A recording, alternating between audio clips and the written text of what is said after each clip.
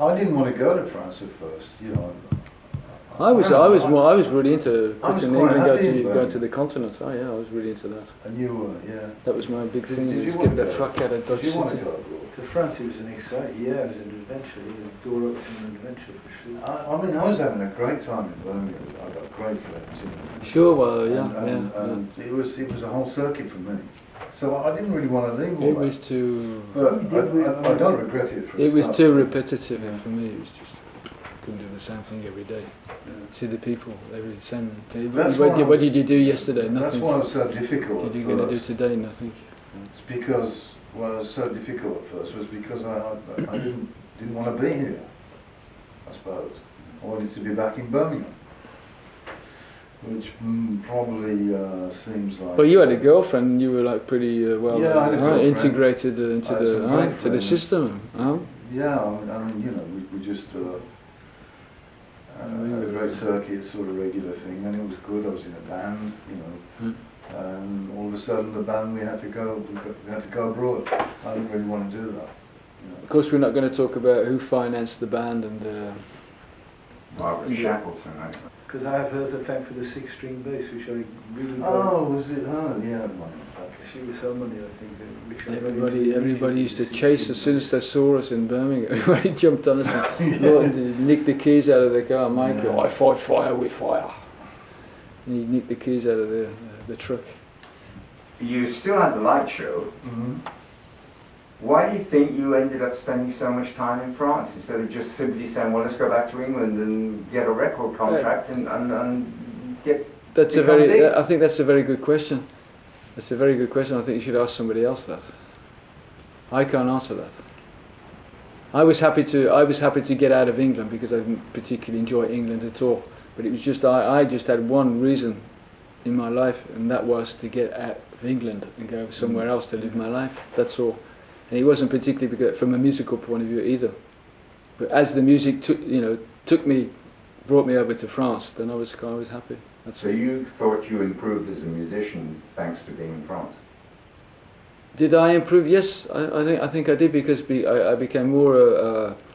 There was a large open widescape of jazz.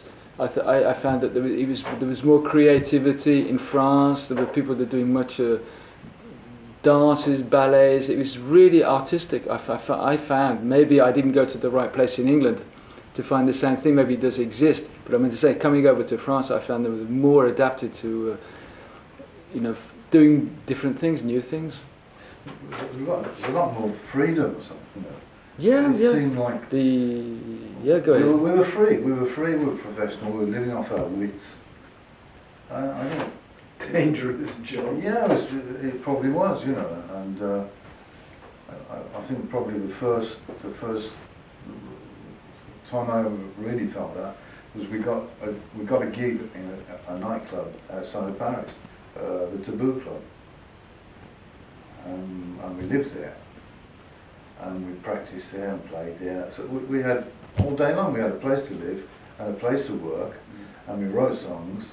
And that's where we started to seriously rehearse our album, Lemmings,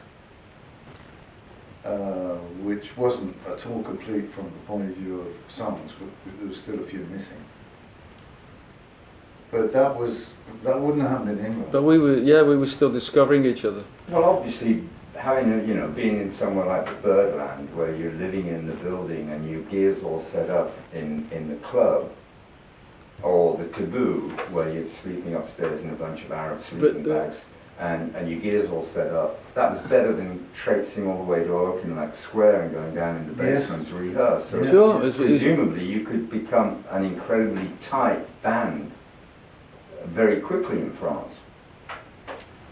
In theory, that's dead right. Yeah. Yeah, in theory. Did not completely work out that way, but in theory that. What did work out was we wrote a lot of music here, and that's what we needed to do. I think far more than we ever could have done in England. So you're still in France with a light show, Oh. heavy burden to carry around with you because you're probably having to boil your guitar strings to pay for all of the oils for the light show.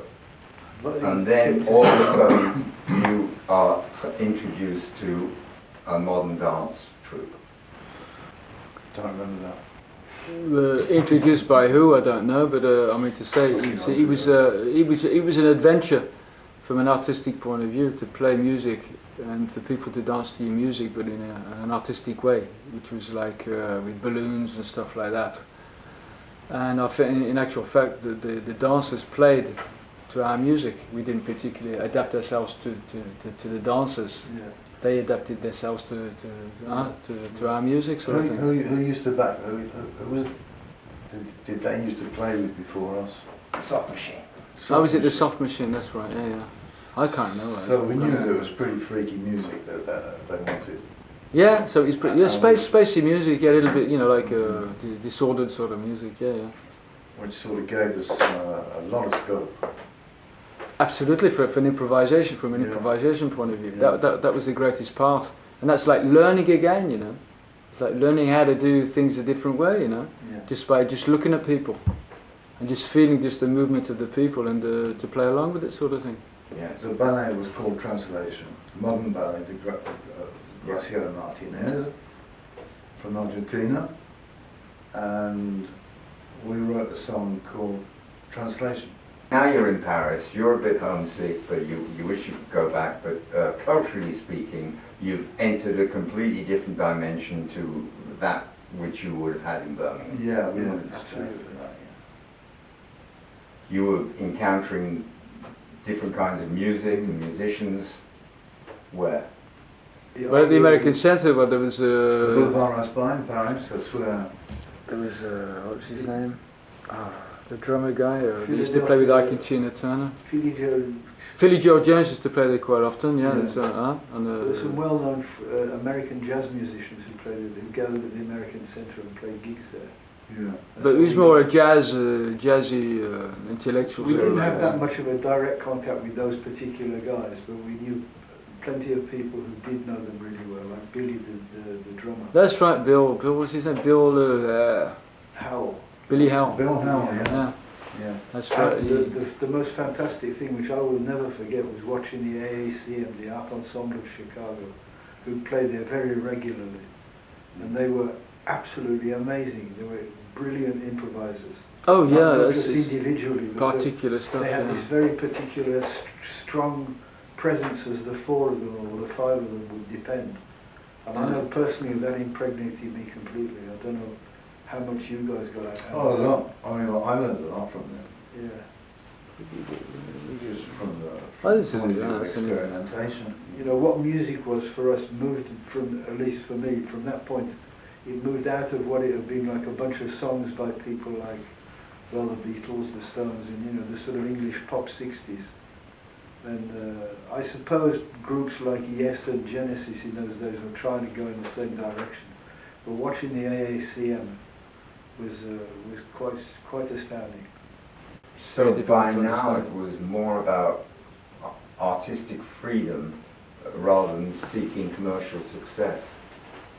Well, yeah. Well, that's, if you could have the two at the same time, that's even better. You know? Yeah. That's all you can We say. weren't ready. We weren't really formed yet. We'd still got a long way to go with our so-called progressive music before we could start making money. And we were in the right place to do it.